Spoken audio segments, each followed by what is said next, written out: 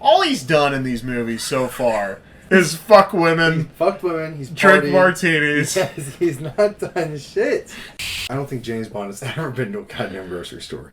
It's not very easily distracted drunk pussy hound. Sean Connery has been drinking and smoking and partying for so fucking long. James Bond is not a good man.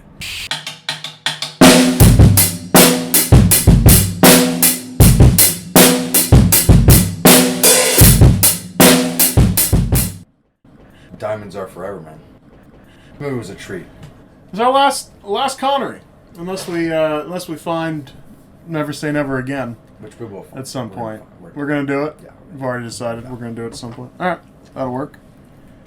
I'm definitely. What is it called? Work. Never Say Never Again. Never Say Never Again. Yeah. I'm sure we could find it, man. Yeah, it's probably possible. But we'll look it up right now. But so anyway, I'd penultimate. like to start.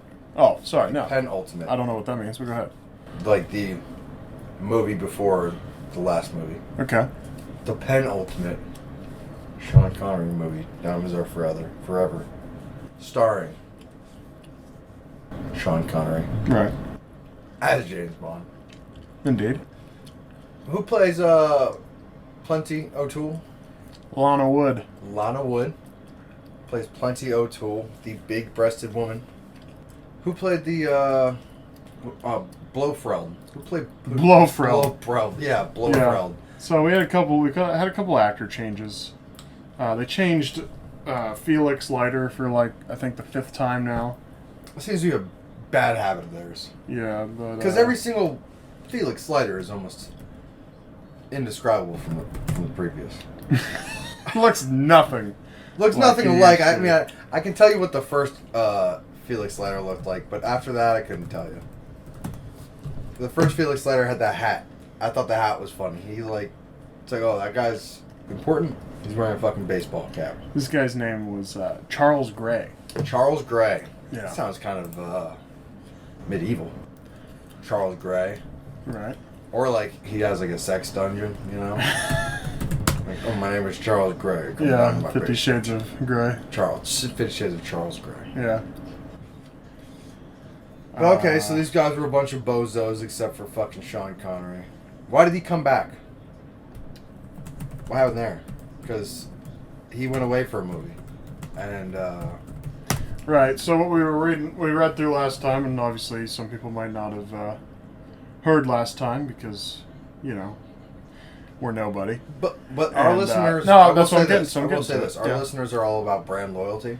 Are they? So yes, absolutely. So they know what the right podcast to listen to on a daily basis is.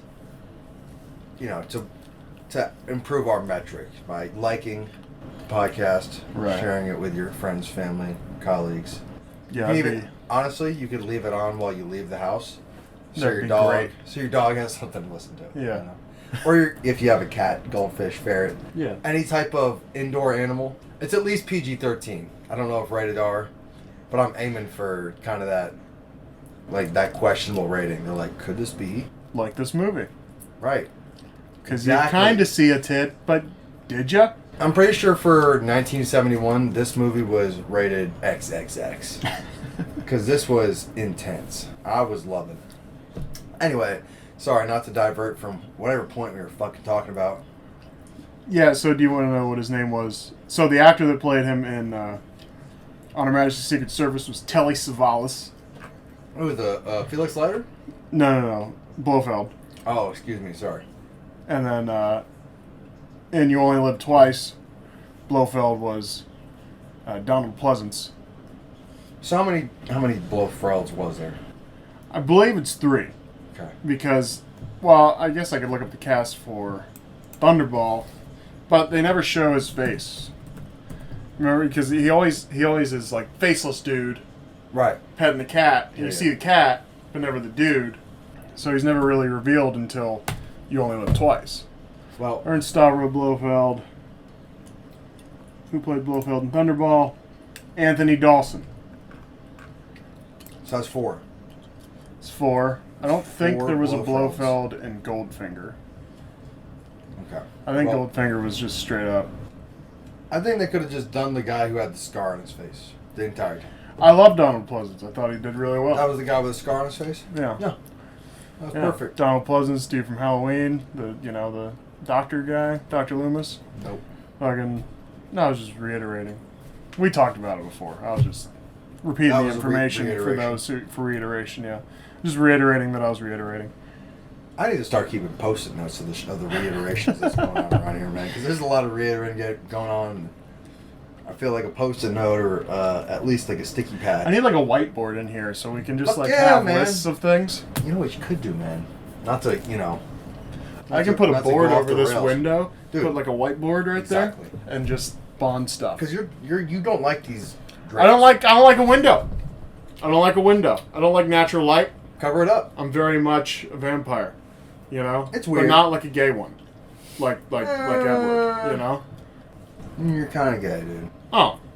I didn't know. But, it takes a real friend to let somebody know that. I mean, I'm just saying. I appreciate that. We've all known, man. Oh. Okay. Is this news to you? Yeah, it really is. Does your wife know? I didn't know, so obviously not. I think your wife knows. Oh, okay.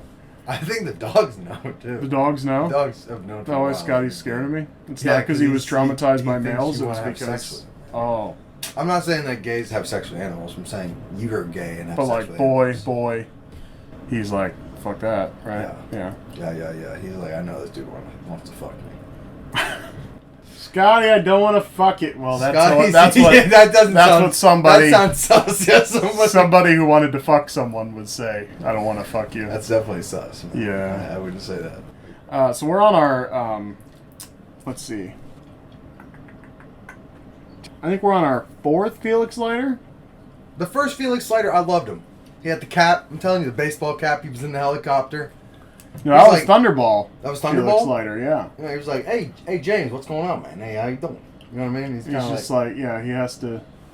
I can see him being like a baseball coach. You know? He was like a baseball coach, man. Yeah. You see him tossing me the ball, calling me like sport. Yeah. Get out there, sport. We're getting snow cones after the game. Yeah. Like, thanks, Felix, Mr. Leiter. See, Doc, no. I don't think there was a Felix in From Russia with Love. There was Ali Kareem Bey. Oh yeah, Ali Kareem Bey. I remember. But you had a Felix in Goldfinger, Thunderball. Yeah, so I think we're on our 4th Felix Leiter. So they've been just changing this motherfucker up. The Felix in this movie wasn't too bad, man. Yeah, he's all right. I mean, he was kind of like an old dude who was definitely like over being in the CIA. It seemed, and over James Bond's shit. He definitely seemed like he was over James Bond's shit. Yeah, he was a brute. I was gonna say he was a brute. He was running around like he was like, fucking James, let's go, come on. He had like 6 guys with him all the time. Yeah, they all were special. When you're that old, you're not working anymore. You just carry a bunch of guys around with you to do the work. You got goons. Exactly. Even the CIA's got goons. Listen, it's all a game, right? It doesn't matter if you're at the top or if you're in some special organization like Spectre. You know what I mean? Like you got goons everywhere. Okay. Some underpaid guy who's probably in the lunchroom like, Jesus Christ, fucking Blofeld, am I right? Got the fucking thinks he's Willard White now. Yeah, exactly. He's like, Jesus, this guy never stops, man. I just need a vacation. He told me I could have 2 weeks like 6 months ago, and I've been working 7 days a week for the past 2 months. Yeah. Yeah. It's like, when's Blofeld gonna give me a break? Yeah. Yeah, so we had Norman Burton. I think I said Norman Burton for this one. What are you, like, the HR guy or something? You're like, yeah. Well, Mr. Blofeld. I just didn't have anything to add, so I was just saying, I think I mentioned this Norman Burton. I'll just go, rolling through my notes here. Blofeld was different again. Felix was different again. They were definitely different, man. I was going to say, what is your favorite Bond thus far? This one. Yeah? Absolutely. This is absolutely my favorite Bond thus far.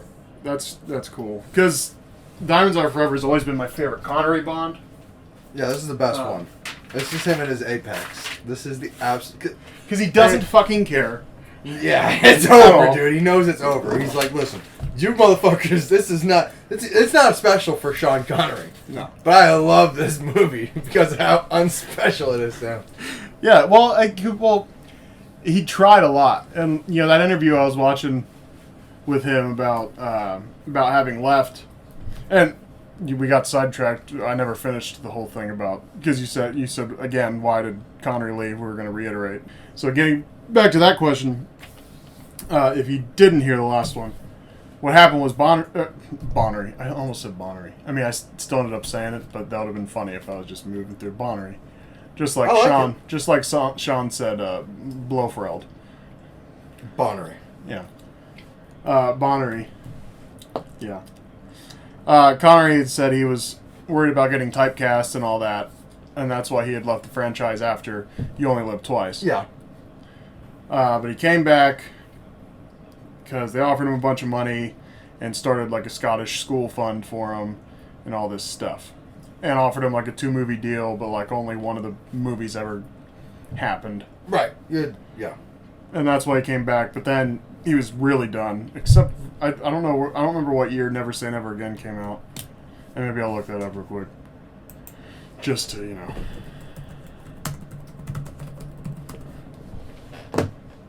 83, yeah, so quite a while later. Whoa. Wait. The next Connery movies in the 80s? Yeah, but none of the Bond people were involved, like the Flemings or the Broccoli's. I need to see this movie, dude. All right, we'll check it out. We'll find that movie. We'll check it out. We'll figure it out. That's over 10 years after this movie. Yeah. We'll figure out what the deal is. We'll see. I would say this is the ultimate Bond movie then. Or at least the last Connery movie. Yeah. It's not because if it's 10 years, I was thinking it was the same pattern where it was like, a year until the next. Well, that's the next time Connery did it unofficially without the Bond franchise. But the next, the Roger Moore, Live and Let Die, I think is in 73. Yeah. Yeah, Live and Let Die is in two years after this movie. Right. Like Diamonds Are Forever was 71. So, I mean, the Bond franchise kept rolling after Bond left. Yeah. They got their guy, Roger Moore. Obviously, Lazenby didn't work out. Obviously. Yeah. Lazenby was a lazy son of a bitch. He didn't know He's one about that life, It wasn't about that James Bond life. Yeah. Can I offer you a Coca-Cola? Yeah, it just was imported from America. It's called Coca-Cola. I love it. It's like, I don't think James Bond's known for drinking Coca-Cola. Oh, excuse me. Yeah. He's more of a martini guy. Diamonds Are Forever. You want to guess the budget for this? Man, I'm just going to 10 mil. Right on the money. 10 mil. Okay. You want to play a higher or lower game? It's lower. You want to take one more guess? 8.7. 7.2. Only 0.2 million more than the previous movie. The budgets are kind of funny. So Dr. No gets 1 million. Russia with Love's 2 million. Goldfinger's 3 million. Thunderball's 9 million. You Only Live Twice is 9.5. On Her Majesty's Secret Service is 7. Diamonds Are Forever 7.2. Well, this didn't have submarines. There was no submarines, no scuba divers, no. Wasn't a lot of cars exploding. Yeah. There was a couple explosions, if I do remember. A lot of bad CGI explosions, but a couple decent explosions. Even their moon rover that they had, that was no moon rover. I mean, that wasn't from the moon. Yeah, that wasn't from the moon, man. Like, I don't know what I couldn't compare it to anything. I could draw it maybe, but I couldn't compare it to anything. But yeah, I mean, okay. I was just thinking, it was the 70s, and 10 million seemed like a good thing. Yeah. But if I had to guess how much they made, I'm going 140.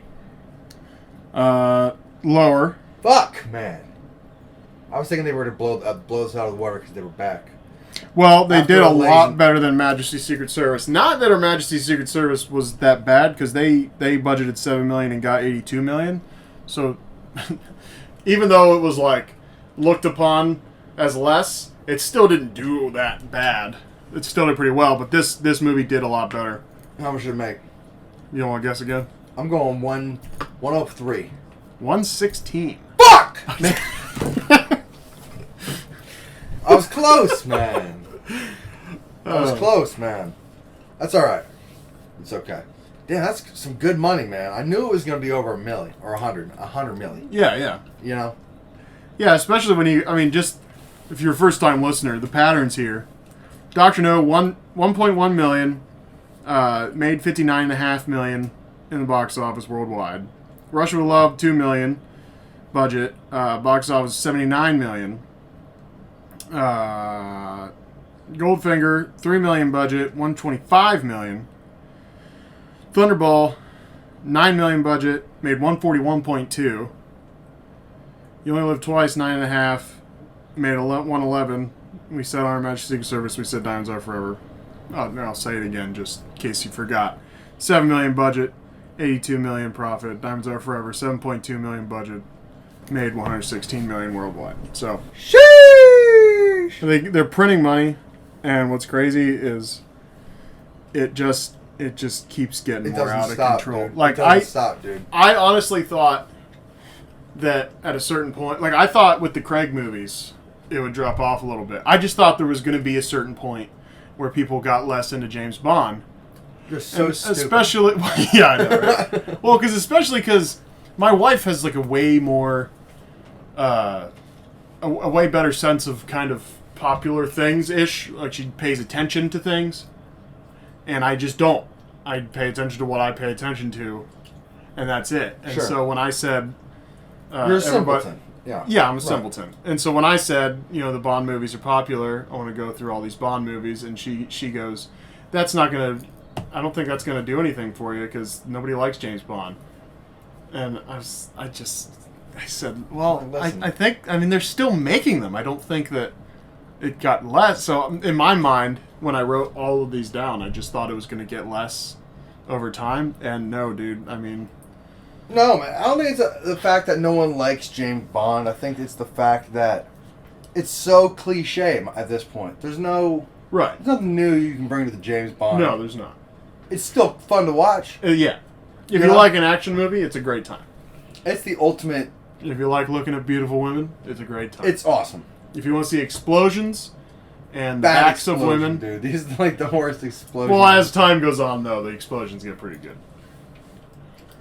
Dude. I mean, like later movies, not this movie at all. I was about to say, they used to show a satellite lasering a fucking country. Yeah. They just dragged it in with some string, and you could see it like it was incredible. I've never seen anything. And then whatever the laser's hitting, just turns red.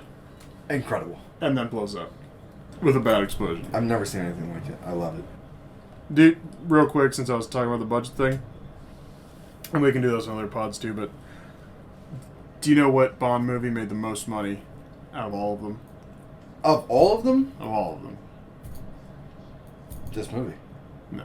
Damn it! No, wait. It keeps going up. It goes up crazy amounts. Well, why would you... I'm saying any movie ever. I mean, it's ridiculous then. The new, with the Casino Royale? No, but it set that new, like, it made, what's funny is the first Daniel Craig movie was higher than any movie before of any of the other guys. So what was it? What's the answer? It is a Daniel Craig movie. It's Skyfall. Oh, yeah. Worldwide, I haven't seen that one yet. 1.109 billion. Billion? Billion. Worldwide, 1.109 billion. Well, why'd you fucking give me the goddamn answer now? We should have waited till I gradually... Well, I mean, because that's like literally 20 movies away. Oh, yeah, you're right. And we were talking about box office, so I was just, We'll get there. We got to get there eventually, man. Yeah. Yeah, we're getting there. Since we were talking about box office, I just threw it in. Perfect. All right, so back to... What you got, man? Yeah, man. You got some notes, man. I absolutely have some notes. So we're in agreement that our favorite Bond movie thus far was this one. Thus far, actually, I mean, we'll do the entire Sean Connery. It's my favorite Connery for sure. Connery. I said that when we started Dr. No. Yeah, I was like, this is my favorite of the Bonds. I agree. Diamonds Are Forever is the best of the Connery Bonds. Of the Sean Connery movies. Yeah, for sure. Right off the bat, we get a Bondism. So the opening scene of this movie is Bond just going around punching people in the face. Yeah.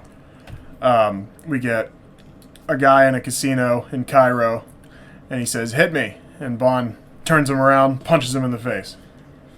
Yeah, He's getting information out of people. He's wondering where Blofeld is. The first scene almost feels rushed when you first start watching, I was so confused. The first 3 minutes of that movie were a mess. Yeah. So confused. Really, you almost could have done it better if you just said, "Okay, here's Bond in a room, and he's backing down Blofeld, and he's like, 'I got you now,' and Blofeld tries to do something, and he kills him, and that would have been better than just this like rush of him going around. Where is this shit?" But I think they also bring Connery back with a bang, right? They're like, "Hey, Connery's back!" Right, exactly. They wanted you to be hooked right from the fucking get-go. Yeah, Connery's throwing people through walls and shit. He's back. And then he interrogates this girl. "There's something I'd like you to get off your chest." He takes her bikini top off. You see a fraction of a second of a nipple. Nice. And then he starts strangling her with it. Awful, dude. And then he finds out where Blofeld is. Truly awful. I mean, Truly that'd be a terrible way to go. Well, you know what's funny is the misogyny kind of goes up as we're going through these movies. Level, dude. I would have thought that the 60s Connery stuff was going to be the height. Yeah. But no, it's the opposite. And he's become more of a monster. Lazenby is the first time Bond slaps a woman. Yeah. We hadn't seen Connery slap a woman yet. In this movie, he really disrespects this girl, man. Like, really calls her some names, dude. Calls her a bitch and a stupid twit. Like, damn, dude. Like, chill. And she was just, like, trying to help. Yeah. You know? Like, don't be so mean. And he slapped her at one point. Yeah, like, exactly. This is the second movie in a row. First, we have no slaps. I mean, other than on the ass. Remember when he sent, Dink. Dink was her name in From Russia with Love. Dink. Or no, on Goldfinger.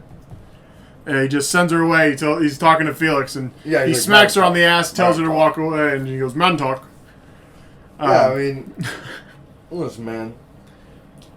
I just thought the misogyny could only go down sure, from slapping Dink on the ass, but it's just gone up. It's fucking pretty messy. funny. Yeah. Moving forward. Right off the bat, I was saying I like the story more so far, like as opposed to the previous one. Oh yeah. Like I remember we were saying about the last one that just there was a lot of unnecessary stuff. Well, let me tell you this, man. I didn't understand what was happening for the first hour of this movie. I knew there were diamonds involved. I couldn't tell you. A lot of goons, a lot of diamonds, a lot of sleight of hand. A lot of trickster stuff going on. This takes place in Las Vegas. There's diamonds and a stuffed animal. You're like, what? And they don't really make it obvious. No, they don't make anything. Especially because she was like, "Where are the diamonds?" When she gets back from and we've got her perspective the entire time. Yeah. No one. Maybe they did describe the plan, but they've got this. Half the people have this strange Texas drawl, and half of them are British. So it's like in Vegas, yeah. So Willard White, yeah. I don't have anything in Baja. What Baja? Yeah, come down. Baja. Yeah, come down to Baja. Yeah, sure. It's like these motherfuckers. What about in Baja? Yeah, it's like I can't understand what word these motherfuckers are saying. So yeah, it was a bit messy for the first hour, man. So I mean, but once I got the payoff of understanding the story, yeah, it was kind of cool. Yeah, you know what I mean. Like these diamonds are gonna be put into a satellite, and a laser's gonna blow up Washington D.C. That's so fucking cool. And then Blofeld is a fucking shapeshifter. Oh man, like that's cool. And he's fucking shapeshifting into a Texan. That's cool. Yeah, but I didn't get that payoff until I had an hour of Sean Connery just kind of getting wasted and, fucking people. This is like what he does, Yeah. Although he didn't really do that much this movie. He was definitely raping people. That's just a kind of daily occurrence. He did a good bit of sex, yeah. Yeah, he was sexing quite a bit. But he wasn't the belligerent drunk he usually is. Yeah, he wasn't. I don't think he had one shot in the beginning and kind of made himself out to be a dick about Brandy or something. He did have that comment about Brandy. Of course, I don't mean... Just M was very satisfied that he didn't... There was something he wasn't an expert in, and that was diamonds. Yeah, that's right. What was the? I was saying all the diamond names. What the fuck was it called? And he's like, oh yeah, so fucking. Yeah. It was some. It was something stupid. Yeah. Yeah, it was a fucking diamond. It was a diamond name. Yeah. Listen, James Bond doesn't have to be perfect. Okay. I like James Bond as a flawed dummy. You know what I mean? That's why when he's boozing and he's a little drunk and a little loose and he's like, wait, this elevator goes all the way up? You know what I mean? And he's about to get smashed, but he got himself into that predicament. Yeah. But, here he wants to be perfect James Bond, huh? Yeah. No one wants that. Nobody wants that. Nobody wants that. There were some unbelievable moments that James Bond got into where he just simply would tilt his car up and slide right through a brick wall. He handled himself wonderfully. What got me about the situation was, all right, so conceivably, if you're a master motorist, absolutely, I could maybe see you tilt your car up, there's a little ramp, and he turns the left side of the car up on there, and it gets it going, and he steers. He says, lean over. And they go down this alley. But then they show the camera facing them, and it's tilted up on its right side. Yeah. And then all of a sudden, it's tilted up on his left side. Tilts on his left side, yeah. And then they pull out of that alley, and I didn't understand why that happened. Well, Tyler, see, the reason why is because there's this centrifugal force, okay? So centrifugal motion, the way it kind of, you get pulled around, you go up, down, in between, and so when you're inside of that stone wall, there's magnets in there, really is what I'm trying to say. So the magnets reverse the poles. So James Bond's very accurate to science. You're the other physics expert on this podcast. Yeah. Absolutely. I'm wearing a lab coat right now. That's good. That's good. But anyway, man, we should just let's blast through these notes, man. Give me let's move something forward. to remember, because this movie's, like I said, the first hour, I kind of felt like I was in a daze. I was kind of really confused. Yeah, we meet Mr. Wint and Mr. Kidd. Wow, these guys were awesome.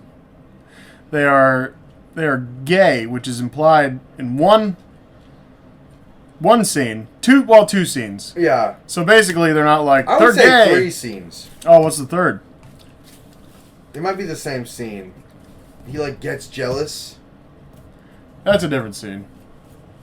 That's the second one. Yeah. Is that the second one? Okay. Because they walk. So they put a scorpion. Let's describe these people. Let's describe these. Well, guys this is the first occurrence of seeing them. Okay. So, yeah. I implore you, listeners, to Google Mr. Wint and Mr. Kidd, because Mr. Kidd is the sight to behold. He literally looks like he's got long hair, Ed Gein. sideburns, Yeah, but he's bald on top with just a little patch. He looks like a serial killer. Definitely, he's got glasses. Like the mustache and the '70s glasses. Yeah, he's really fat. Okay. Listen. He's not like fat bastard or anything. Right, but he's overweight. But it's all in his head. A lot of it's in his head. It's all in his forehead and it looks like fucking Ed Gein. Yeah. But yeah, so they're gay, and they're like serial killers or something. I mean, I guess they're in the desert. There's a diamond exchange, right? And so what we figured out basically is that these guys do indeed work for Blofeld. Their task was to kill everyone in the diamond supply chain, because there's a diamond smuggling operation going on to get them all back to Blofeld. Yes. In order to supply his satellite with all these diamonds, which I still don't understand how diamonds do it. I mean, it says reflecting. Point in the movie, by the way, Tyler is explaining it beautifully. At this point in the movie, you have no idea where these two goons came from and what their MO is. So they're in the desert. They pick up a scorpion. Mr. Kidd starts complaining about his wisdom tooth. The guy just happens to be a dentist. Oh, well, let me take a look at it for you. And so I'm not going to hurt you. Come here. Yeah, not going to hurt you. Open wide. Yeah, open wide. I'm not going to hurt you. Well, I just asked for your help. Well, now I'm suspicious. Yeah, right. I didn't think you were going to hurt me, but now I think so. You're going to hurt me. Yeah. Like, oh, hey man, hey, can you check this one real quick? Oh, come here. I'm not gonna hurt you. Like, oh wow, you got really aggressive when you said that, though. Mean, man. Yeah.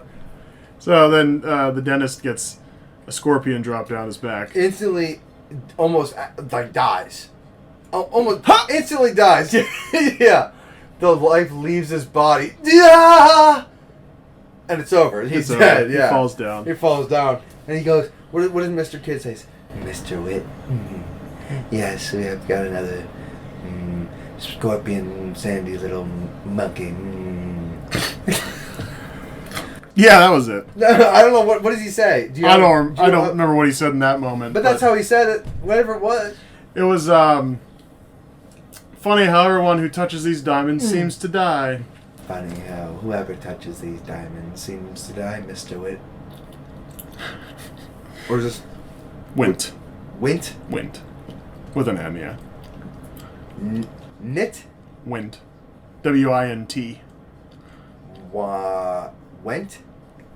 Yeah. Went. Yeah. Went? Stop saying it. It's Wint. W-I-N-T. Went.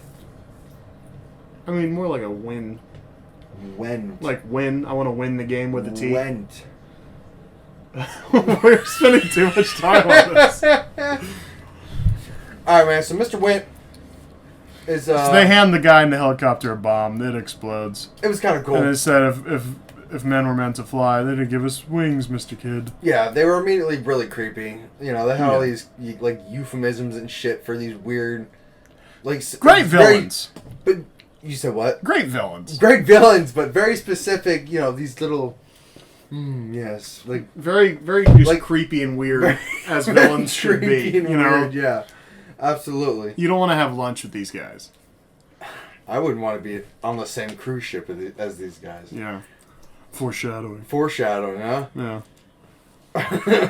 So Bond meets Tiffany Case. Yeah, he goes. Yeah, Tiffany Case, man. She's part of the diamond smuggling ring. People are after her, and she's got all these wigs on when he first gets there. She's checking his identity, and she says, he goes, "Well, you were a blonde when I walked in." You know, she took her blonde wig off, put a brunette one on. And he goes, "I tend to mention these small things, like whether a woman's a blonde or a brunette." I'm like, "Yeah, James, you're so observant." And she goes, "Well, which do you prefer?" And he goes, "I don't mind, provided the collar and cuffs match." So we got a carpet match the drapes joke in 71, so that was cool. Love it, dude. But British style, a little more British. Yeah, provided the collar and cuffs match. Yes, like... Come on, bro. That's my dude. That's my dude.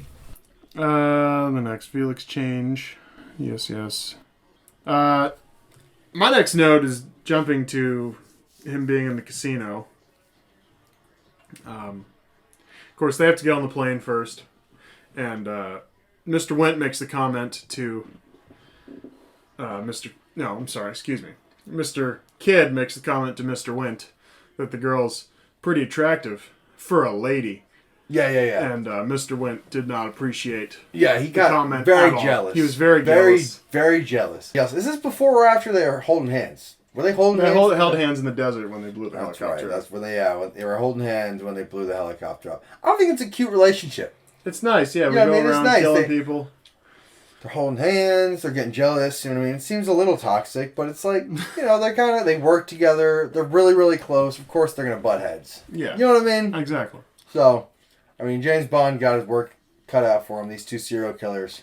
Yeah. And they're not even the main problem.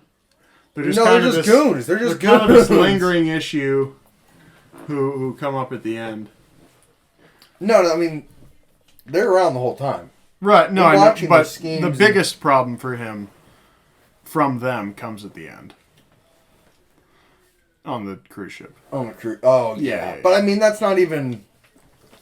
That's just their... let's just fucking spoilers here. It's all spoilers.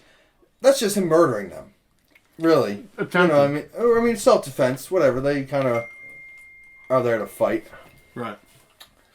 But, somebody's iPhone went off. Was it yours? No? Yeah. What does it say? You're not going to read it for the class? Remember when teachers used to do that? Man, I do. Holy fuck! Do you have lotion, man? I thought you got your lotion fix back at UDF. At the gas station. Yeah. Dude, this is not an uncommon thing, man. Really? Like, what the fuck? Like, you're just like, oh, dude, I need I need some lotion. Like, you know what I mean? You're sitting there in the fucking lotion aisle. Right. What am I gonna do? What am I gonna do? If you were looking to buy lotion, and you saw that a package was tampered with, there's a little lotion had gone, you wouldn't buy said lotion, right? I honestly wouldn't give a shit. I definitely Okay. assume Yeah. that someone's fucked with the lotion. Everybody's just walking. If there down was the a aisle tamper-proof sampling seal, lotion. if every single lotion bottle in the world had this tamper-proof seal, Right. and I look at my lotion, I'm like, oh my god, the tamper-proof seal is fucked up. I wouldn't buy that lotion. Right. But every store you go to, every lotion in the fucking world, Tyler, every fucking lotion. Really? I swear to God, go to Bath and Body Works, and women will be like, just putting some lotion on.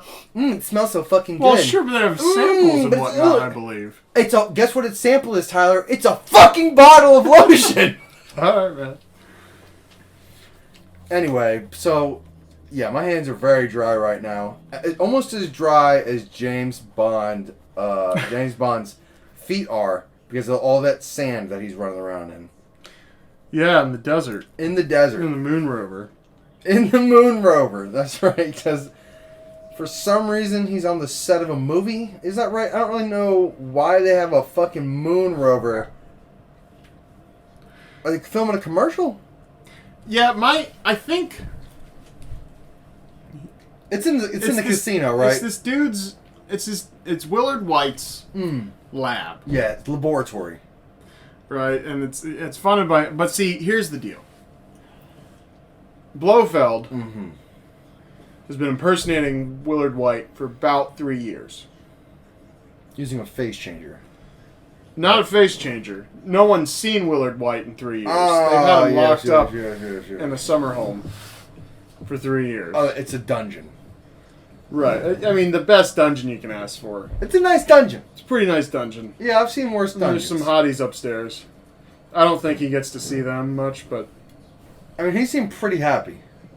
he seemed alright. I mean, he was getting... He was there saved. against his will, but I think it's in the best circumstances possible.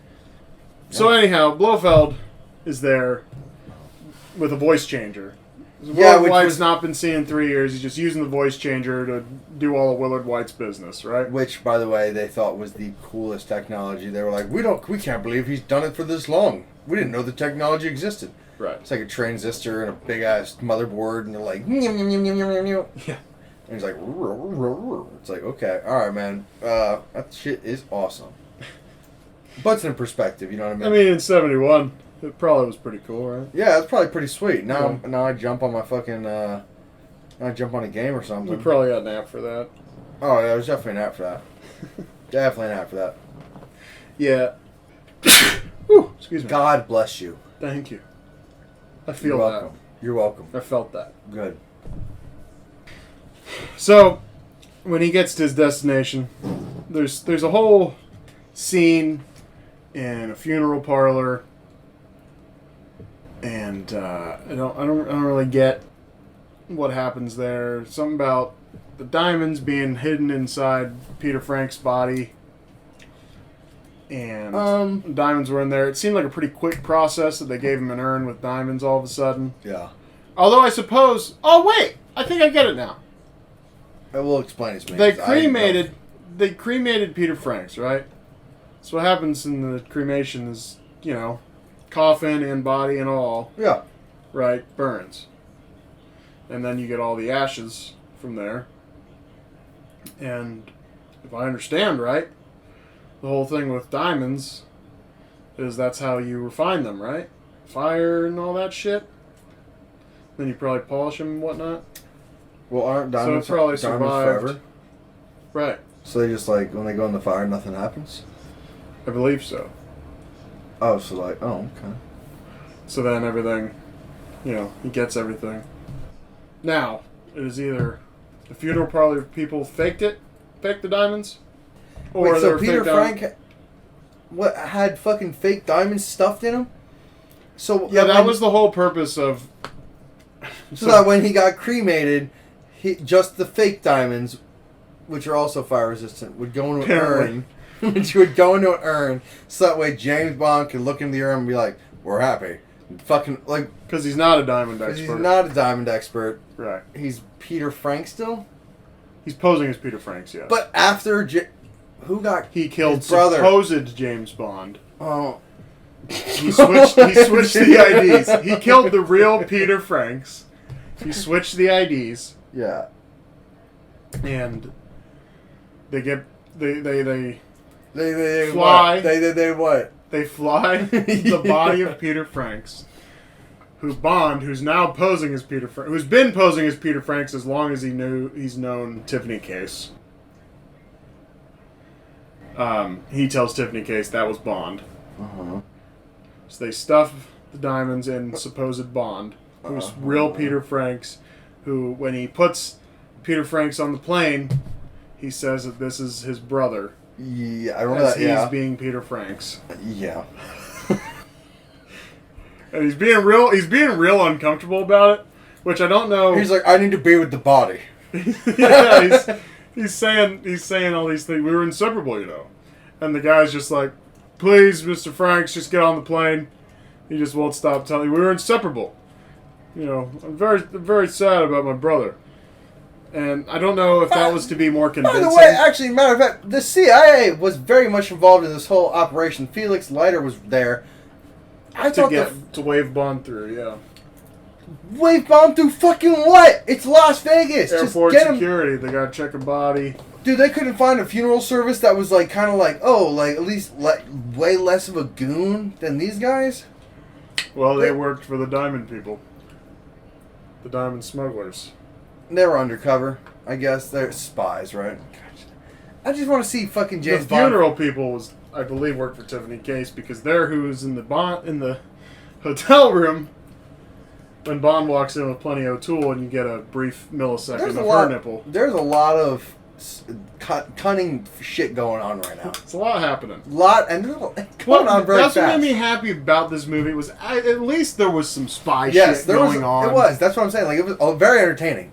Like these past two movies, there's actually spy shit going on. More so than the rest of the movies. They went from like a 2 out of 10 on the spy shit. They're like, listen, we'll just kind of throw some like throw a lot of booze at you. He's gonna drink. Yeah, very basic gamble. formula. Y equals mx plus b. Very basic. He might kill some people. Right. They're going into calculus here. They're like, listen, we're going to fucking overdrive. They increase. Listen, we're gonna show you boobs all the time. Just can you pause fast enough? Because you'll see them. Yeah. Fucking, we're gonna show you explosions that matter. There wasn't as much cool music. The opening scene, very cool, or opening sequence, very cool. Yeah. But they full throttled this whole fucking James Bond experience.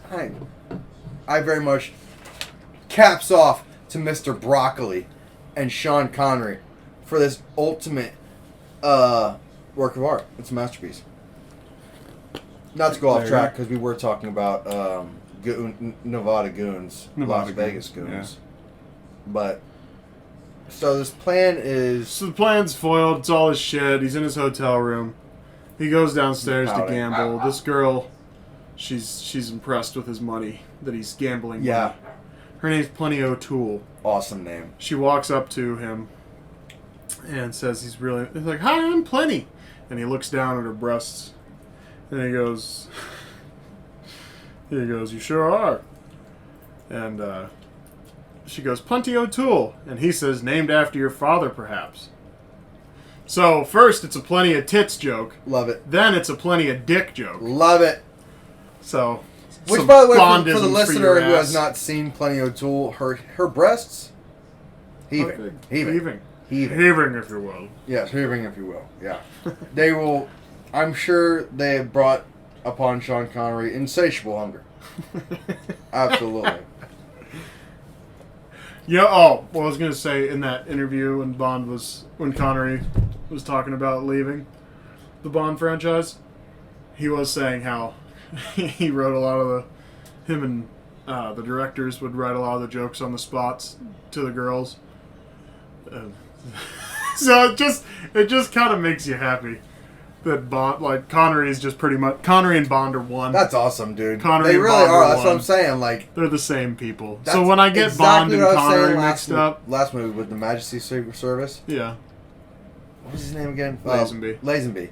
Lazenby was he couldn't figure out how to like morph the two yeah, he couldn't elements of Bond. His heart and wasn't himself. in it. His heart wasn't in it. Yeah, Connery, I mean, Sean Connery is a heartless, spineless piece of shit, just like the character of James Bond. Exactly. So he, I bet Connery has all that alcohol knowledge. that's Sean Connery. That's Sean that Connery's has nothing to do knowledge. with James Bond. Yeah. So the goons are in the hotel room when he takes Plenty O'Toole back to use his tool on her. And he turns on the lamp, sees the first goon, the other goons turn on the lamps. There's like 4 goons in the room. And he says, "I'm afraid you've caught me with more than my hands up." Hey-o! Hey-o! But they throw her out the window. which is awesome. It's so funny. Because they just kind of pick her up It was instant. and they toss her. There was no like And fucking. there's no warning. It's just kind of like, she goes, "Hey, what are you doing?" Yeah, dude, they throw her straight out the fucking window. And she lands in the pool. And then he turns to the guy and he's like, "Oh, it's impressive aim," or some shit like that. And the guy goes, "I didn't know there was a pool there." Jackass. Almost killed Plenty O'Toole. That is a masterpiece. So he knocks one of the goons out. And he turns around to fight the rest of them. "Now let's get down to business. I suppose you're looking for the diamonds." And they drag the guy he knocked out of the room with them. They all just leave. And he's like, "Okay." He doesn't Goes say into the other okay. room. He looks around because he's like, "Oh, there's going to be somebody in here." And guess who's in there? Tiffany Case. And she's insatiably hungry. She's insatiably Bond. hungry. She asks Bond some questions about the diamonds. There's a whole thing. And as they're talking, apparently Bond slipped. A lot of Bondisms in this movie. Big comeback on the Bondisms. I'm Not telling a you. lot of Bondisms in On Her Majesty's Secret Service. A lot of Bondisms in this movie. I mean, we got 4 lines in this scene alone. Give them to me. Well, I mean, I said the first 3. Now we're so he's talking to her. She's asking questions. He's passing the test with flying colors. Giving her every answer she wants. And then she goes, "Peter, I'm impressed. There's a lot more to you than I expected." Camera turns. He's naked. Completely naked. He's hanging his clothes up on the wall. I mean, not full frontal or anything, but it's a dick joke. It's a typical. We nailed 2 dick jokes in less than 10 minutes. It was perfect. It's good Perfect stuff. execution. And actually, afraid you caught me more than my hands up. That's 3 dick jokes in less than 10 minutes. Yeah. Pretty good. Way to go, Connery. Kudos for the hilarious dick jokes. Yeah. Next, he's gonna have fart jokes. Maybe That's Roger Moore's thing. He's just telling poop Yeah, jokes. he just tells poop jokes. Maybe that's why the next Connery movie just bombs, because he's like, "Yes, I'd like to it talk doesn't about bomb. my butthole." It's like, oh, come on, man, don't fucking. He's like, "Yes, it stinks." The next Bond movie actually does better than any of these Bond movies. Well, don't spoil it for me, bro. I won't say the number though. Well, I already spoiled it. I might as well say the number. Well, that's a little fucking cliffhanger for next time. Oh. Cliffhanger. Listen in, because the You'll internet never hasn't know- been you'll invented never yet. know. Yeah, the internet hasn't been invented yet. They'll never be able to You have figure to it out. go to your secret little library, get your encyclopedia out, and look up what date this movie came out. Alright, Alright, so let's keep chugging along here, Tyler. chugging along here. Let's keep chugging along here. I think I skipped a lot of movie here, but explosions are bad, but the filming is good, is what I said. If I had to add on to that, I would say explosions are good. No. I'm not saying explosions as just an object or bad. I'm saying some of the visual effects, explosion-wise, it's super, super fake. I see. For example, when they're blowing up the submarine It's like very badly edited in. But then you're thinking about the fact that it's 71 and you're like, okay. Dude, and the Bond, I'm telling you, the Bond formula is, I guarantee there's some fat cat in Explosions this time. plus tits plus evil villains. He's saying if you guys don't, if I have to give you more than why the fuck am I going to give you $5 million to make me a $100 million movie, huh? Why would I do that, huh? I'm going to give you $2 million and you got to bring back $37 million. Fuck you. You know what I mean? And then they did it. And he's like, oh, okay, how about this? I give you $3 million. Yeah, literally it's 1.1, then 2, then 3. Yeah. And then 9, then 9.5, then 7, then 7.2, then 7, and you don't think somebody 7, at this then 7. time seriously was like rationally like, guys, we really could just give him like $30 million. They could really do a big movie. Yeah. And he's just, oh, fuck that. You think I'm going to really waste my fucking money? My can. Huh? You think I'm going to do that? Yeah. A big cigar. Oh, yeah. Big cigar. Big pile of money. Cocaine. He's like that dude. Do you ever watch F is for Family? Yeah. He's like the boss at the airport. Yeah. Just chicken buckets and cigarettes everywhere. He's like, hey, let me get a Diet Coke. Yeah. It's like, oh, God, this guy. All right. Desert Chase. This is the Moon Rover thing. Oh, man. I was going to say about this that, okay, so what was it? Was it a simulation where they filmed a movie like you said? What's going on exactly? And then I was thinking, so what? The moon landing's in what, 69? Right? Yeah, I think so, yeah. I don't think it's worth a Google, man. We'll go with 69. I'm pretty sure it's 69. There's editing. There's editing? Oh my god, dude. I'll just talk the entire time instead. How about that? That's what the people want. They want to hear me. Yeah, it was in spit nothing 1969. bull. Yeah. So No, this is in 1971. So they're so like this is in staging 71, and I'm saying, like, are they pointing to conspiracies? it? Ooh. You know, they're like, is this like the was broccoli a Illuminati. conspiracy? Should I Google that? Is broccoli? Yeah, did Albert Broccoli direct the moon landing? Or well, that's even better. Wow. Nice, dude. He didn't. Yeah, he wasn't a conspiracy theorist. He was a moon landing guy. He was a moon conspiracy guy. No. If he was alive today, he'd be a flat earther. Oh yeah. I'm just kidding. Man, I think it might have been a. Now that you mentioned it, I'm a little disappointed. Like, that's probably what it is. Like, they're like, oh, let's just make it a staged moon landing. I mean, because what the fuck else was the other explanation? You know? I mean, I was thinking a commercial, just because of the scale. Just a moon commercial? Just because of the scale of it, but then I'm like, dude, they wouldn't be doing a moon commercial like this, you know what I mean? And have a functioning... Why would they have the functioning machine? The Mars rover. Right. I mean, it had arms and fucking... it went fast, dude. That thing was going at least 45, 50 miles an hour. Yeah. Over sand. Right. And it was tall. It was like a double-decker bus, dude. I mean, there was only 2 guys. Right? I mean, that's the people that walked on the moon. What's funny, there's a Brian Regan joke about the guy... I don't remember all the dudes' names, but the guy that had to stay in the spaceship, that he never went outside. Oh, yeah. Just about, like, you got all the way to the moon, and you didn't get out. You didn't get to get out. I don't remember if it was Brian Regan. I don't remember whose joke it was. I think there was a couple of... Maybe 4 people, right?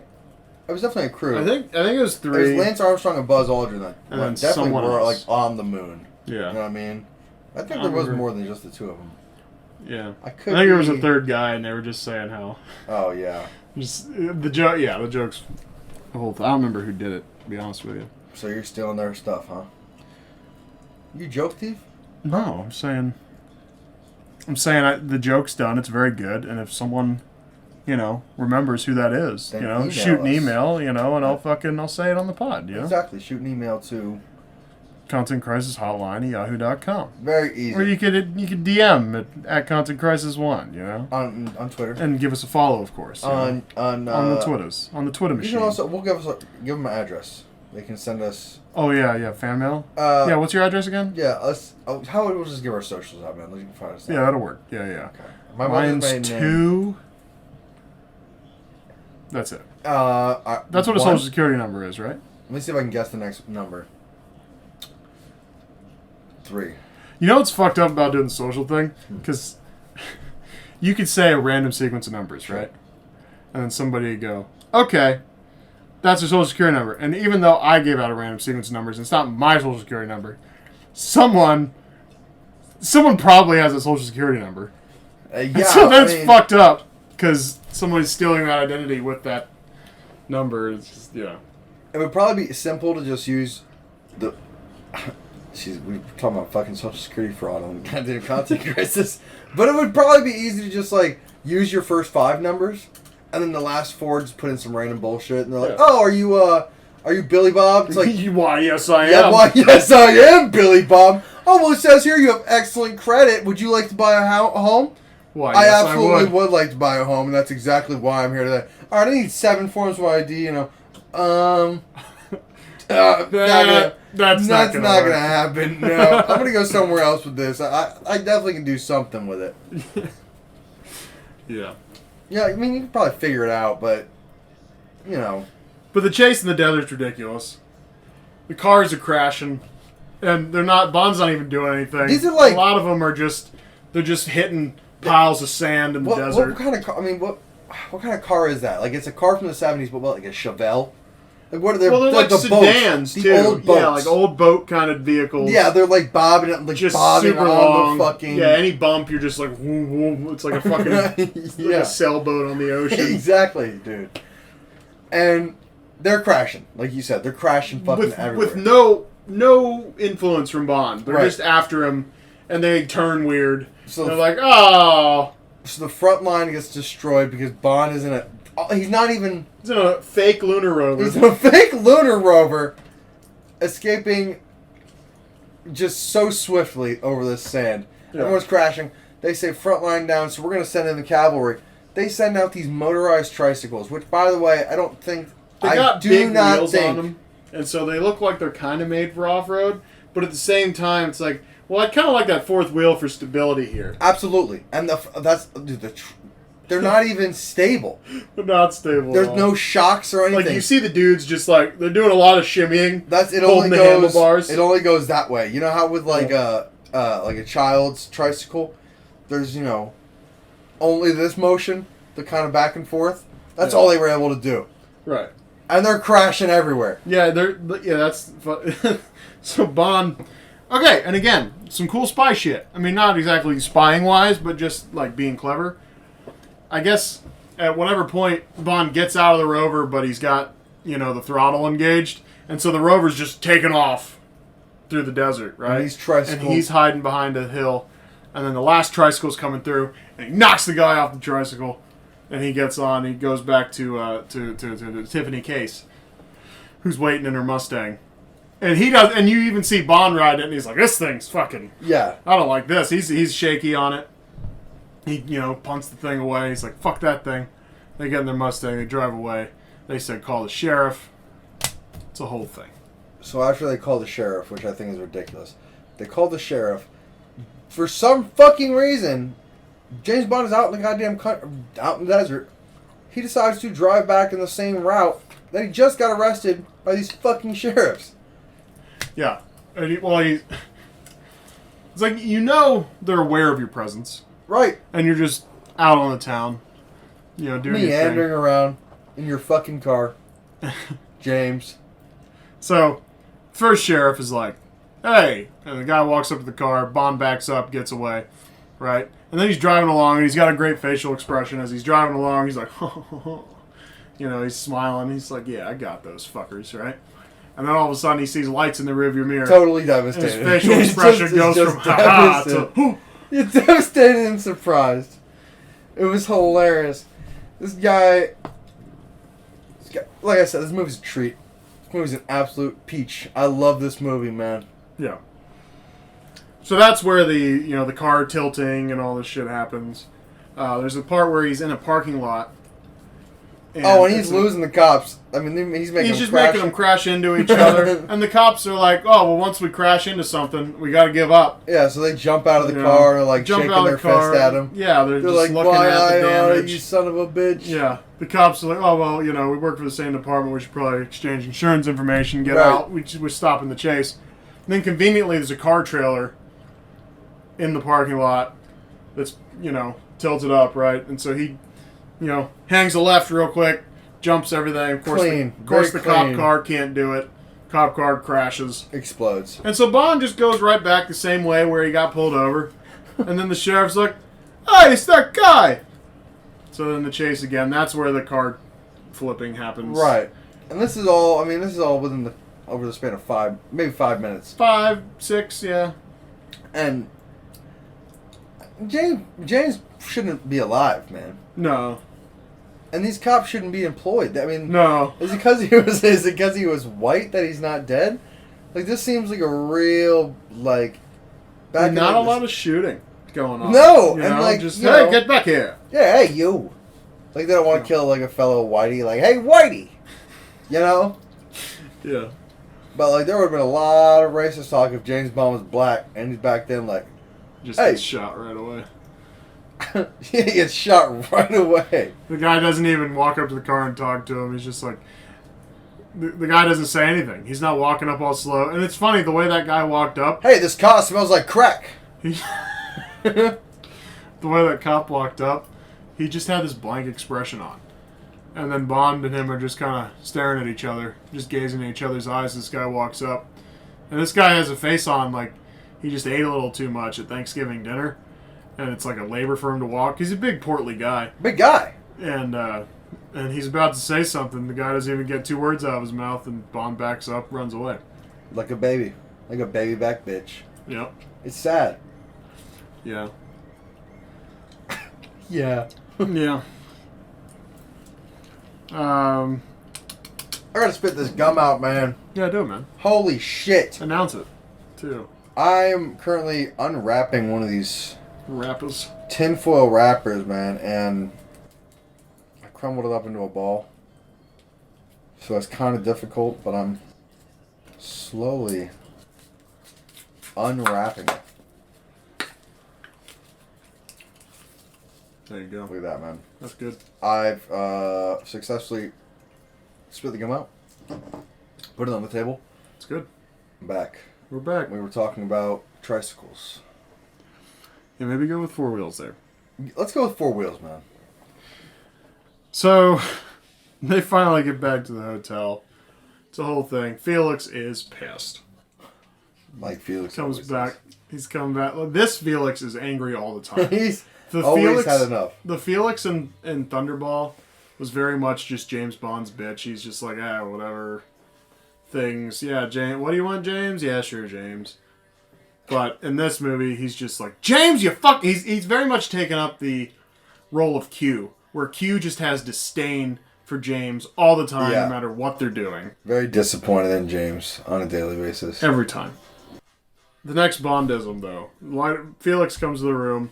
He's yelling at James. He's telling James, yeah, she's got a reservation in a hotel that the government runs for 20 to 25 years.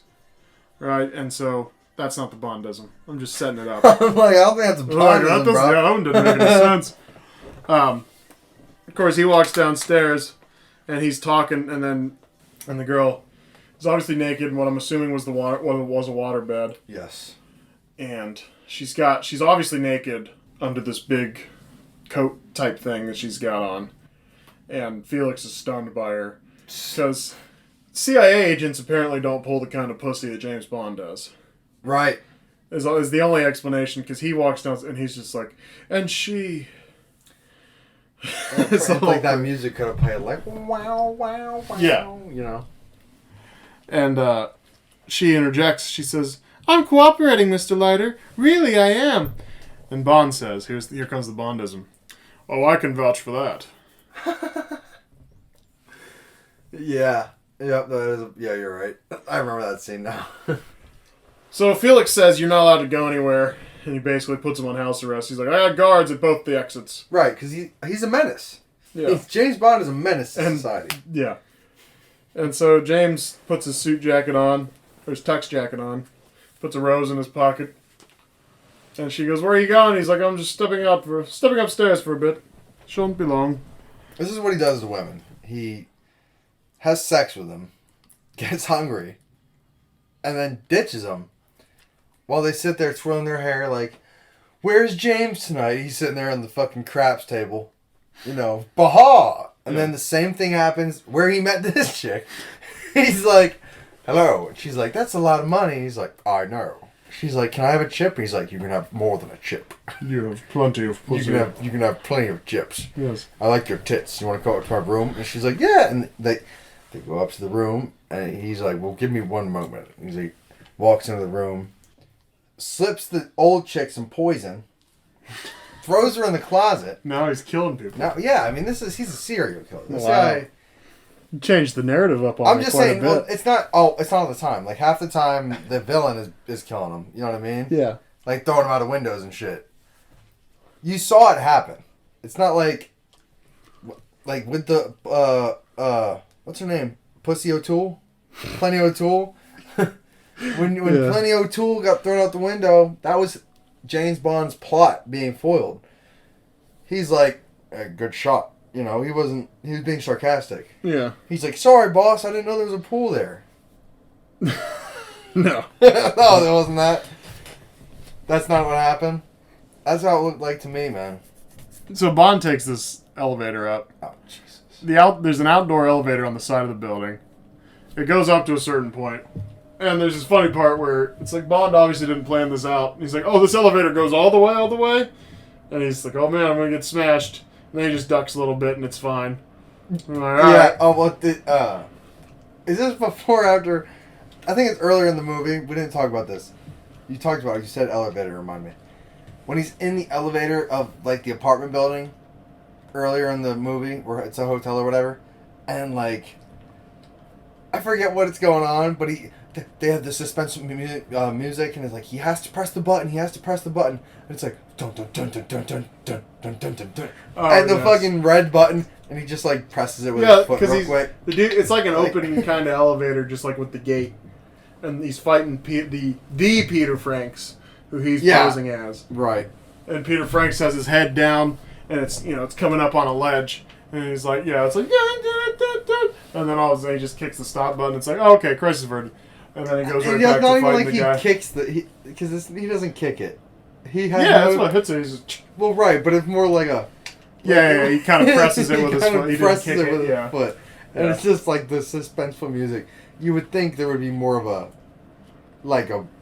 Struggle to get it or something. And he would like do it with his hand. You know what I mean? Yeah. But with the foot, they gotta. He's just like real quick. Yeah. But anyway, go back to your scene. We're on another elevator. He almost gets smashed. He's on the outside of it. And then the elevator goes down. And seeing heights like that just makes my balls fucking quiver.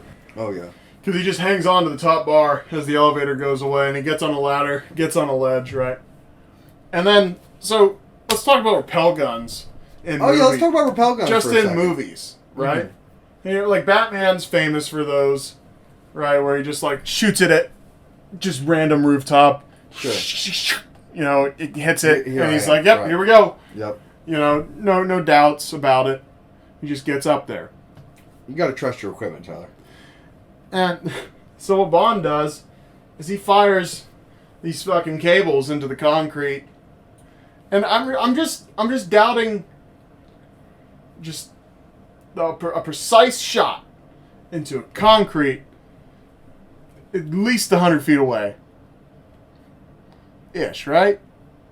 Are we talking maybe 50 feet away? Is this a real argument, or because I can tell you right now that just no. Sean Connery does not have the the ability, the dexterity, or the energy. He's probably exhausted. He just, you know what I mean? He almost died on an elevator. He almost died on an elevator, and he's got a lot. He's emotionally exhausted.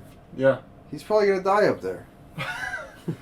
But he fires two perfect holes. Two perfect holes, absolutely. And gets his hooks in there, and he doesn't give the wires a tug. No, before just hopping out there. He's just like, all right, here we go.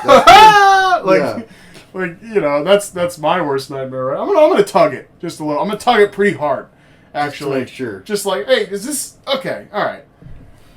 Just thoughts on the rappel guns. He makes it in though. He doesn't fall. Yeah, he makes it in to Willard White's bathroom. Which, command by the post. way, is also his command post. Yeah. Pretty awesome, Yeah, it was right? pretty cool, man. He had golden toilet paper. I don't Right? remember that detail, but You don't remember the golden toilet paper? I don't. But Well, look it up. well, that's an oddly specific one to look up. Well, there was definitely golden toilet paper. Okay. Well, I'll take your word for it. I stepped out of the room at that point because I was getting, you know, Oh, okay. dog medicine. Yeah, the toilet paper was gold, man. Yeah. I'll So- take your word for it. Okay. All right, so So he's caught yeah, by who he thinks is Willard White, but it's but it's Blofeld. Blofeld's back. Blofeld. Blofeld. Yeah, Blofeld. Yeah, when he first sees him, he goes, and I rewinded it 3 times. He goes, Blofeld.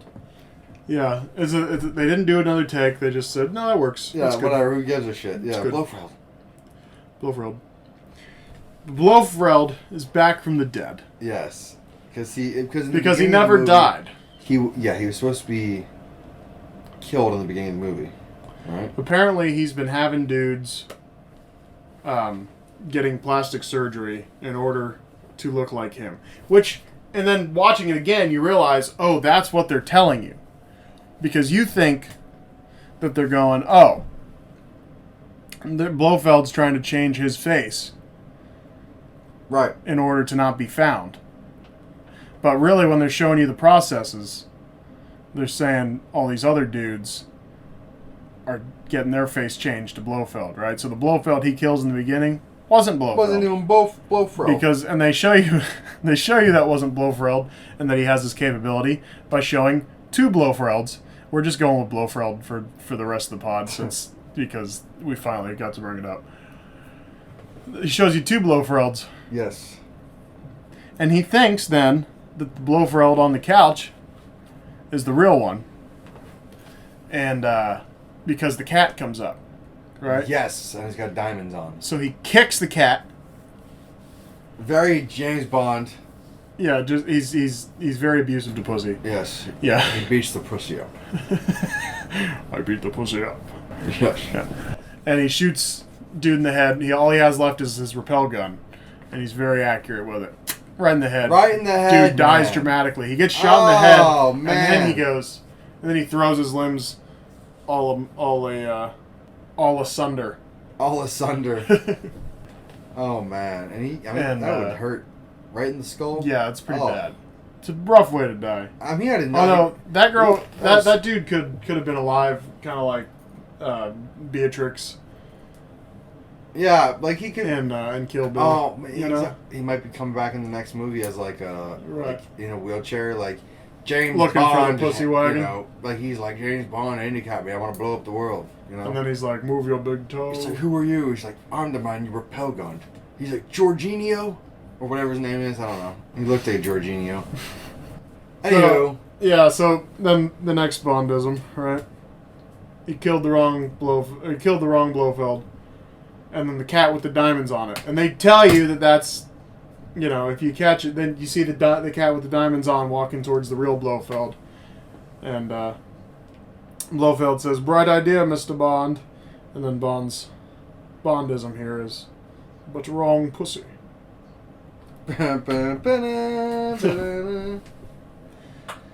And then here, I'm just citing the villain rules of movies. You know, Blofeld just could have shot him right there. Yeah. Just could have been done with him. You know, but no. We don't they understand the They gotta full story. fuck up. He's got to tell him. Yeah.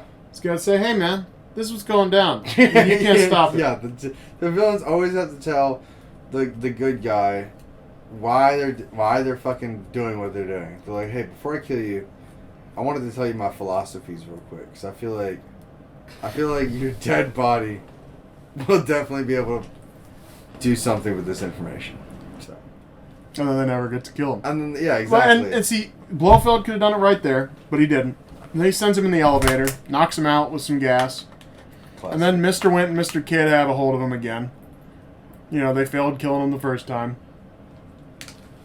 And they say, if at first you don't succeed, Mr. Wint, try again, Mr. Kidd.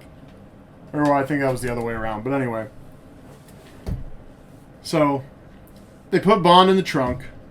And apparently Mr. Wint drops his aftershave in there. This is very important. Because Bond then recognizes who it is. Oh, that was the Later fucking aftershave. Yeah. That was the whole comment about the aftershave on the cruise ship. Oh, I mean, I remember that. But... That's some cool story, cool shit. Yeah, it's alright. Cool spy shit. Whatever. Bond knows his liquor, he knows his aftershave, he knows his women, he knows his butterflies. But he doesn't know his diamonds. He doesn't know diamonds. He doesn't know diamonds. He knows butterflies. He knows butterflies, but he doesn't know his diamonds. Yeah, a man of class. Yeah, man of real class. Alright, man, so... This movie was messy up until the end. Let's talk about, like, kind of the end. Yeah, like... Okay. You know? Or did you have another point? I got another Bond handkerchief. Bondism about the handkerchief, right? Not really. It's just it's the one you liked. So they throw them basically in these... I think they're paving a road. And so they're burying all the big tubes underneath the road. Yeah. And, he figures his way out of there, of course, because, he's Bond. And he's talking to a little rat down there. And he goes, one of us smells like a tart's handkerchief. I'm afraid it's me. Sorry, old boy. Which, I don't really know what a tart handkerchief is, but what my guess is. You know what a tart is, right? I mean, is it like the food? Like a whore. A tart? Yeah, you never heard that? Tart is like a word for like kind of like a whore. Honestly, that's what I thought. Like a special needs, like a tart. Oh, you thought he said tard? Like a tard. No? Well, a tart's like a whore. Ugh. It's a whole. So then he said, yeah. So he said, well, apparently one of us smells like a tart's handkerchief. Ugh. So yeah, obviously, man. I think the whore wipes her vagina with it. I don't know. I mean, she's definitely wiping something up. Yeah. Depends what kind of tart she is, I suppose. Yikes. We got one more Bondism. They find Willard White at his summer house, and then they have the two girls, Bambi and Thumper, who apparently know kung fu, and they whoop his ass for about 2 minutes. Dude, they beat the shit out of him. And then he manages to drown them in the pool. But when he first walks in, Thumper says, "Is there something we can do for you?" And Bond says, "I can think of several things offhand." And so, yeah, he gets his ass kicked and he drowns them, and then they tell him where Willard White is. And that's that. Finally get Willard White, and then they figure out that everything's exploding. Yeah. So the rest of the movie is basically. Blofeld shows his force with his new toy. Blows up different missiles around the world. Right, very cool. He goes for China. Glad he didn't go for our friends over in Korea, because that could have caused a problem. Right. Later on. Or at least earlier, because I'm not sure what time period this is supposed to be happening in, this James Bond movie. Yeah. I'm thinking 1972. I'm thinking. But this could be, this could be in the future, for all we know. Right. After. Because Bond is timeless. Bond is timeless, absolutely. But anyway, yeah, so he blows up China, blows up Russia. I think he blows up South Dakota. Yeah, there's a missile in North Dakota, I guess. Yeah, he blows up North Dakota, which is cool. We don't really need North Dakota anyway, if I'm being honest. Yeah. It's kind of... Unless you live in North Dakota, in which case you are essential. You're pretty much just a Canadian, honestly.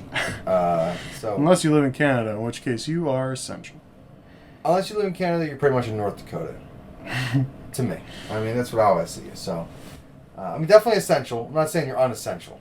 Yeah. I'm not saying that. I'm just saying, you're probably from North Dakota. And so then, that's the whole Baja thing, and yeah, he's got like an oil rig in Baja, and for some reason, he's like, well, there's just so many locations and this is Bond saying this. There's just so many locations from Oregon to Maine, from Virginia to Baja, and fucking what's his name, Willard? Yeah, Willard goes, Baja. I don't know anything in Baja. I don't know nothing Baja. And there we go. And Let's go to Baja. There's an oil rig where, oh, look at this. This is the supercomputer for the fucking laser. Right here in the middle of the Baja region of fucking California. What are we going to do? Blow it up.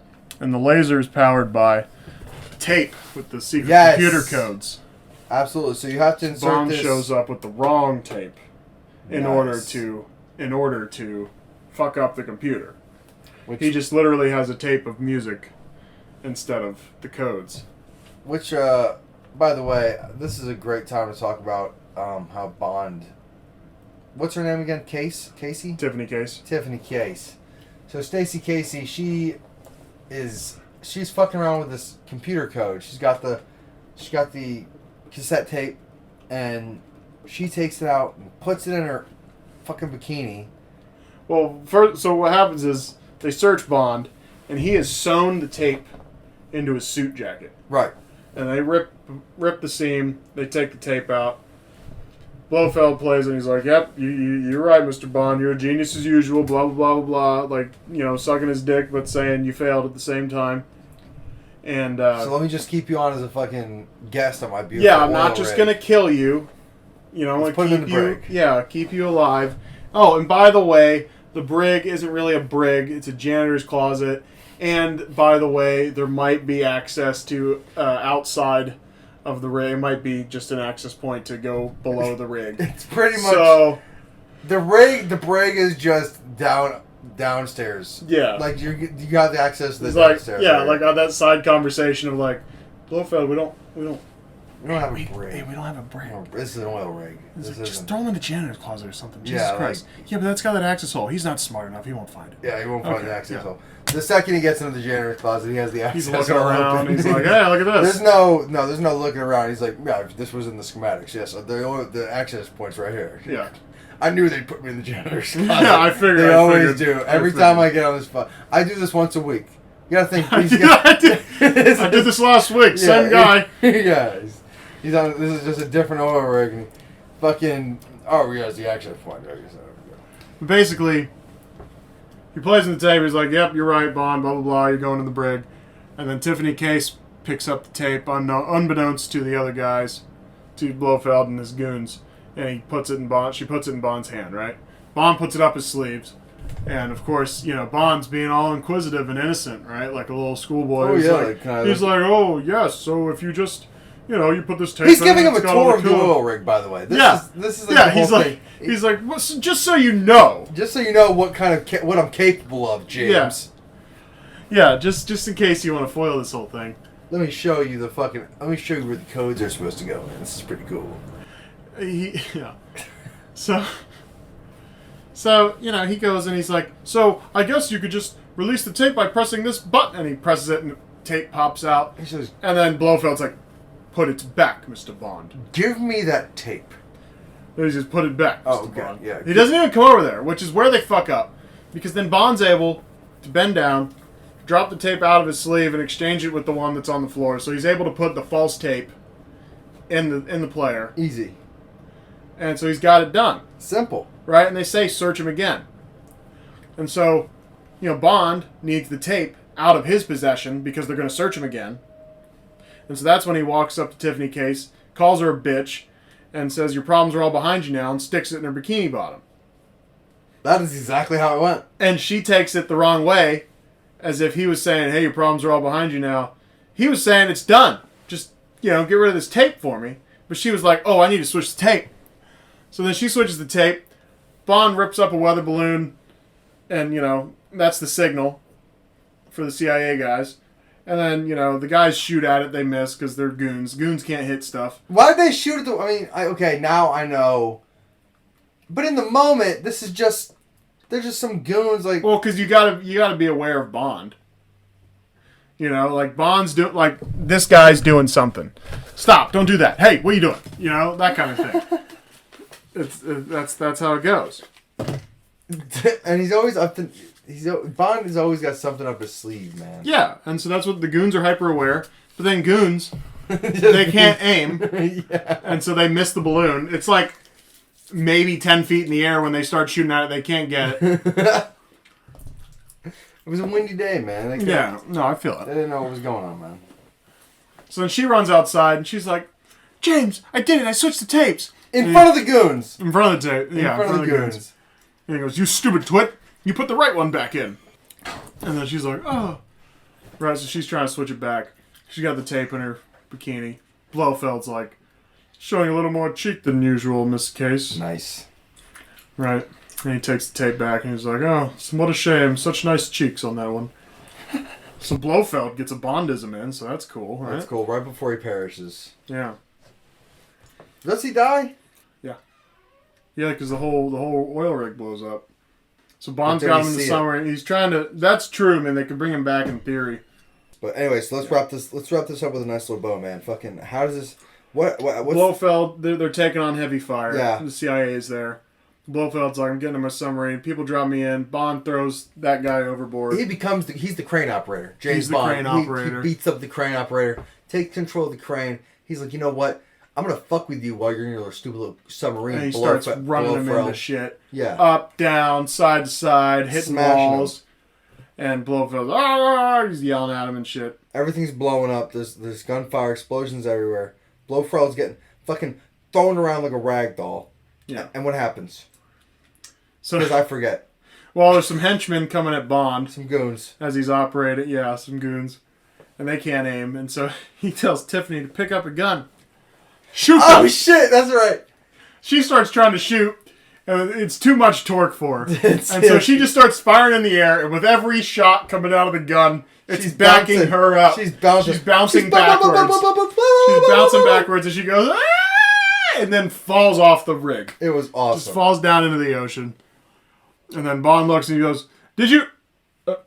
okay. And then he bails on the crane. He jumps in the water. Perfect form, by the way. Sean Connery, great diver. Great diver. He's known for his diving. At this point, though, I was saying I really hope this movie doesn't end on a boat. Which... technically... it fucking does. Technically, but it's like... it's not the whole rowboat situation with most of these. Yeah, it's a fucking cruise ship. So I'm just making... there is one more Bondism, but it's at the end, so... Alright, so they fucking blow it up, and he's like... So they blow up the whole thing. He's on the cruise ship. Yeah, which, by the way, the one dude is like, hey, Bond, you hear me up there? He's on the dock of this docked cruise ship, about to take off. And you know how everyone's... like Titanic, they're all, woo, holding the fanfare. Yeah. And they're like, hey, you hear me up there, old chap? And he's like, I'm good to go up here. Yeah, he's I'll tell him to expect it. And he goes, don't tell him which route we took. Right. And then Willard White says, if you're having a good time, just tell the captain, and I'll have him steam in circles. And he just gives the thumbs up. And then you get the eerie, there's Mr. Wint and Mr. Kidd in the windows waving, right? So then they're all they're in their suite.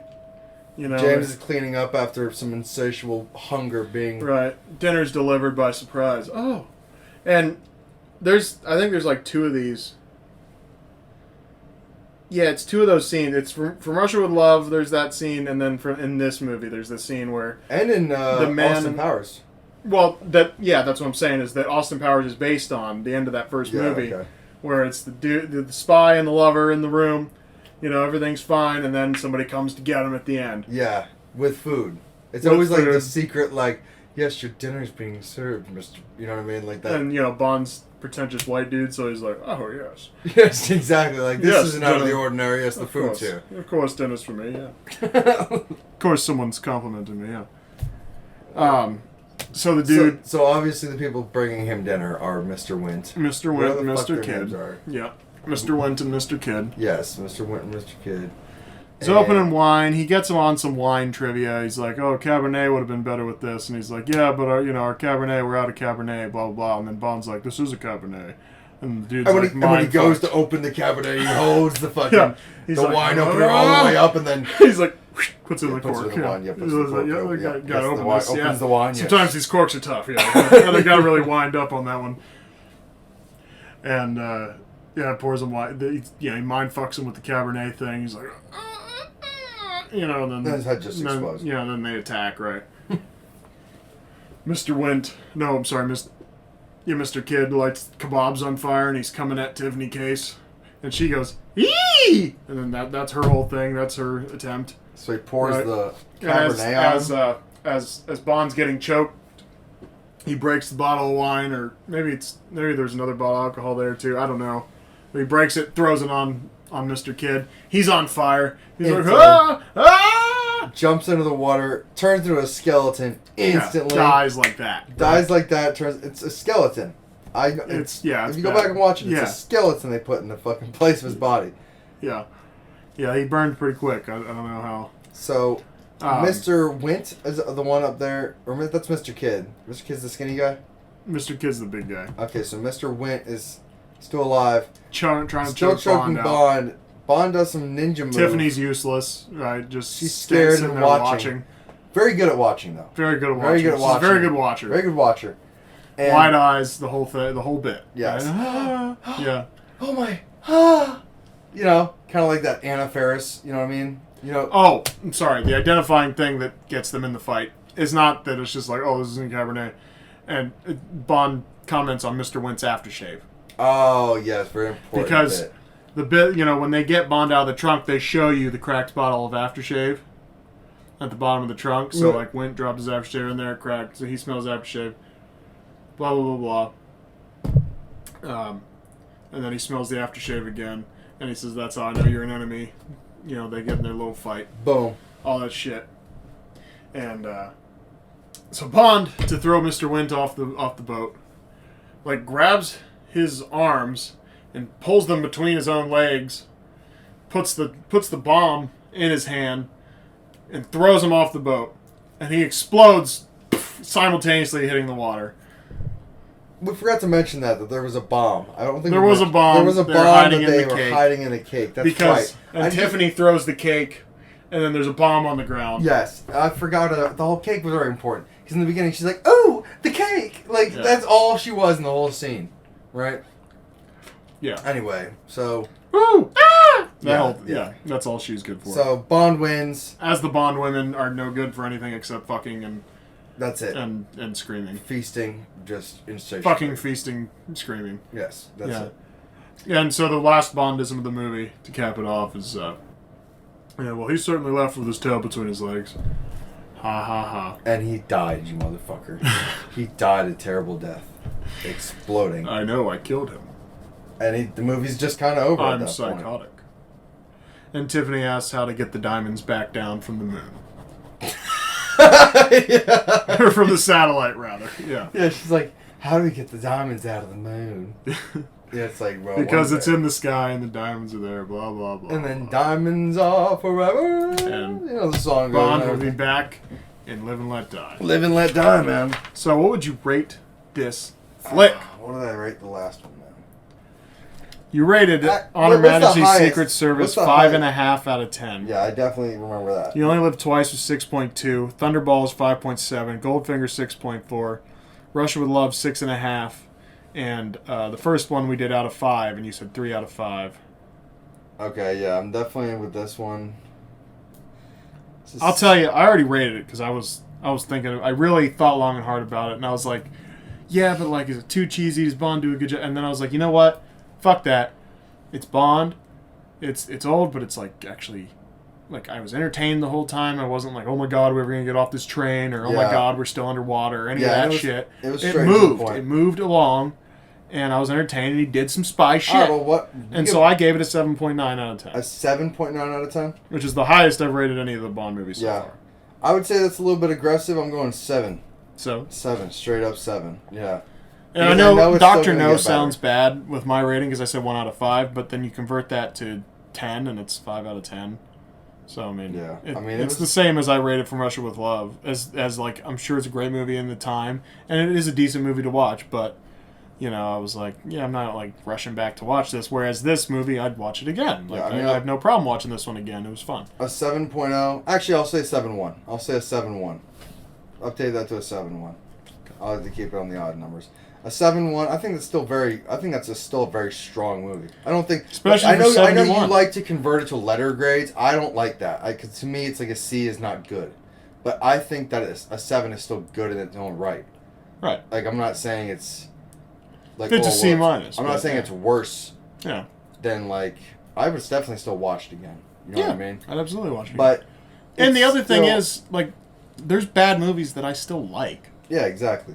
This is very cheesy, but I think that those things that make it cheesy are the fact that it's been done again, and people have been copying that movie. They're like, oh, what did James Bond do right? Or what's funny from James Bond? Or what's thrilling from James Bond? They're gonna take those tropes that becomes now a fucking kind of a If Bond hadn't been around, and this was the first movie you'd seen of like a secret agent doing stuff, you wouldn't say any of it's cheesy because it hasn't been done before. The reason like you said, the reason something's cheesy, it just keeps getting done. It's cliche. Exactly. Yeah, because it's kind of being copied, I guess, from that. That's why you can't have a romantic comedy that's not cheesy. Right, because it's all the same thing. Yeah, it's just not a thing that hasn't been done. Right, exactly. And it is what it is. You know what I mean? I guess it's what makes it cheesy is like kind of like if you recognize the patterns, you're like, oh, this is cheesy. Right. Some people love it. Some people don't even know it's a pattern. They're just like, oh, I don't care. Yeah, I love it. It's the same bullshit over and over. Or you just watch it and you go like, yeah, of course they're gonna do that. It's Bond, but like, cool. Kind of why I like action. I don't love action movies. I'm not a big action movie. Spy movies, action movies. Yeah. Like, I'm sure. I would love, like, the first movie I saw up there, Bad Boys. Yeah. I've seen bits and pieces of the first one, but if I sat and watched the entire Bad Boys movie, I'd be like, oh yeah, this is cool. But I'm not gonna be at home by myself like Bad Boys. Like, I don't give a shit. You know? Sure. So, like, action movies just aren't, like, really my cup of tea, I guess. You know what I mean? But on the whole scale of... I mean, I guess we're not rating the genre, we're rating James Bond. But I'm sure there's something in Bad Boys that, maybe by proxy, was inspired by something that happened in James Bond. Well, sure, any action movie like that. I can tell you exactly what... I mean, in any big climactic car chase scene to conclude a movie, right? You always have, there's the opening, right?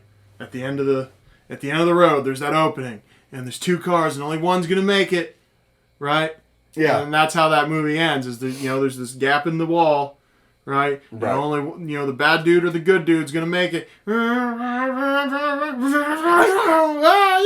got it. And then that's that whole that classic Will Smith scene. Like, you're like, that's how you drive. Yeah. That's how you drive. From now on, that's how you drive. The whole thing. Well, and not to make it too nerdy or anything like that. Maybe it's. But like, how many times have you seen that? A million times. The only one's gonna make it. That's why I think Steven Spielberg was a really good director, was because he was able to master that kind of commercialized. He commercialized. I think the right word is trope, right? I think is the right word, trope. Okay. What would... I mean, you just say K, but I'm asking, is that the right word? Like, those patterns that happen from movie to movie. Yeah, done over and over again. Yeah, it's a trope. That's a trope, I would say. Yeah. I'm not smart, so I don't really know, but like, okay. Just a couple of dipshits in a room talk with a microphone, I mean, I'm not really trying to be a dipshit. I'm trying to, No, I'm just saying at least that's what I am.